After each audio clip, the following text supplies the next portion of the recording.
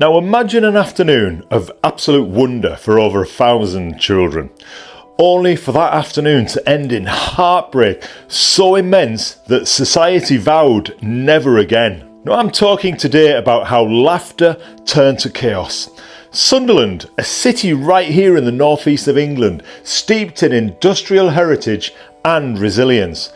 But beneath its vibrant present lies a sombre chapter, a tragedy that claimed young lives and reshaped safety laws worldwide. So this is the story of the Victoria Hall disaster, where 183 children perished in a horrific crush. This tragedy, it sparked the creation of emergency exit safety standards, including outward opening doors and panic bolts. So in 1883, Sunderland thrived as a hub of shipbuilding and coal. The Victoria Hall, a grand venue, it hosted events that offered escape from harsh industrial life. But on June the 16th, we had over 1,000 children gathered here for a magic show, unaware of the horror that awaited. So this story begins in a grand Gothic-style hall, opened in 1872. Now that day, Mr. and Mrs. Fay performed a children's variety show, attended by about 1,100 to 2,000 excited youngsters aged roughly 3 to 14. At the show's close, the announcement that children with certain ticket numbers would receive toys triggered a rush, especially from the gallery down the stairwell. Now children bolted toward the exit stairs only to encounter a door that opened inward, thoughtfully bolted to create a narrow 20-inch gap for ticket checks and controlled exit. But such a measure backfired. With few adults coordinating the crowd, the staircase clogged instantly. Older children surged forward while the younger ones fell, creating a suffocating crush. The door, locked tight, turned hope into despair. Those at the bottom were crushed, packed like sardines in a corridor of despair. Now in the chaos, the narrow staircase became a death trap. Older children surged forward while younger ones fell, creating a suffocating crush.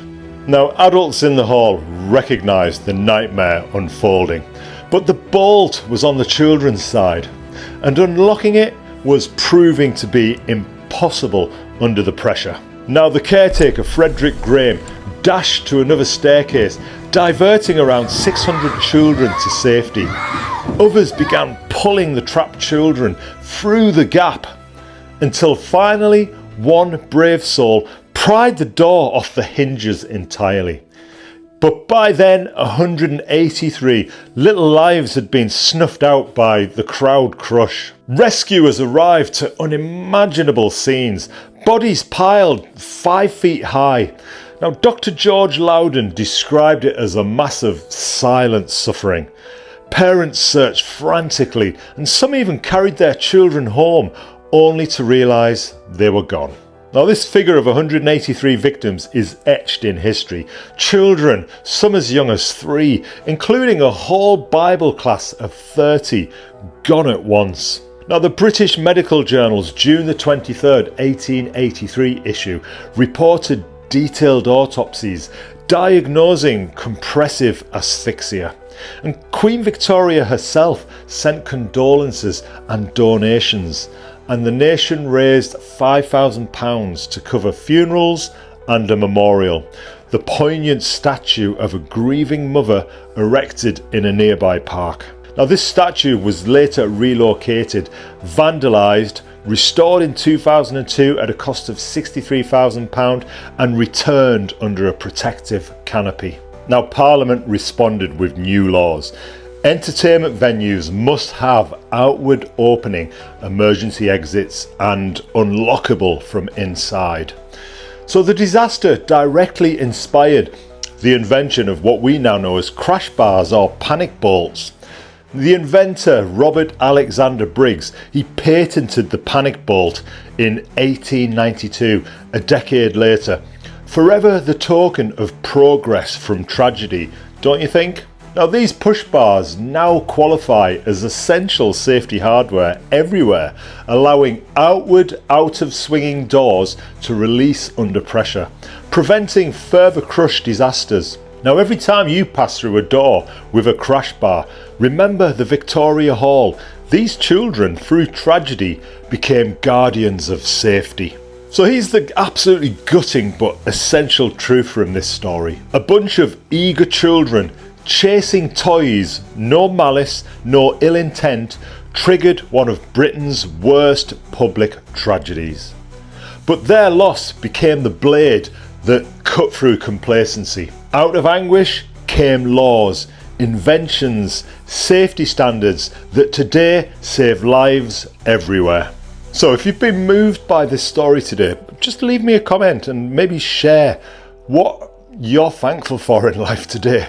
So please subscribe to my channel, because I will be exploring more strange histories, not just ghosty stuff, but histories as well. And as always, I'll always tell the story with as much purpose as I can and conviction.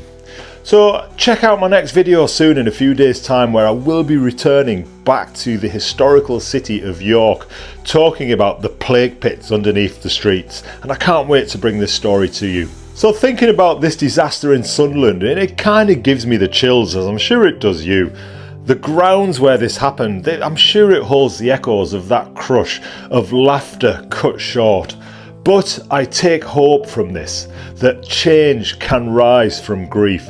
And in this case, it did, that our world can learn faster than it repeats. For all of us, especially those of us in midlife, things break, tragedies really hurt, but we keep building better doors. Sometimes what matters most is how we open them. And with that, I'll leave you under a canopy of reflection. Let every door you open, literally or metaphorically, swing outward, welcoming, safe and full of light. In memory of the 183 children never ever forgotten. I'll see you on my next video. Keep wondering and keep wandering.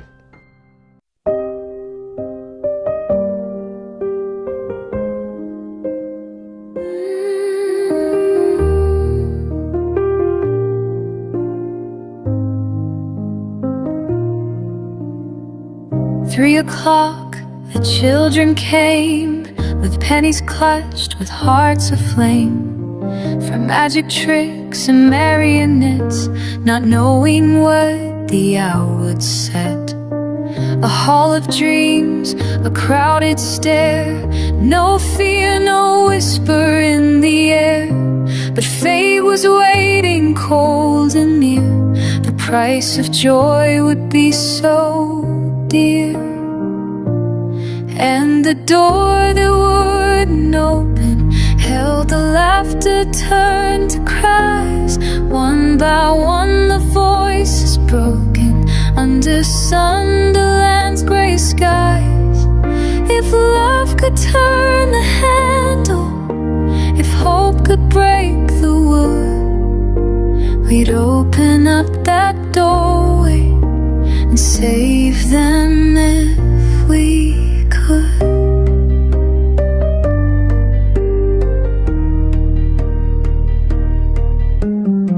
The toys were thrown, the crowd did run, 100 hearts beat into one. A narrow gap, a final fight, the darkness swallowed up the light. Parents waited in the rain, calling out each child by name, but silence told them what was true. The hall had kept more than its due, and the door that wouldn't open held the laughter turned to cries. One by one the voices broken under Sunderland's grey skies. If love could turn the handle, if hope could break the wood, we'd open up that door and save them.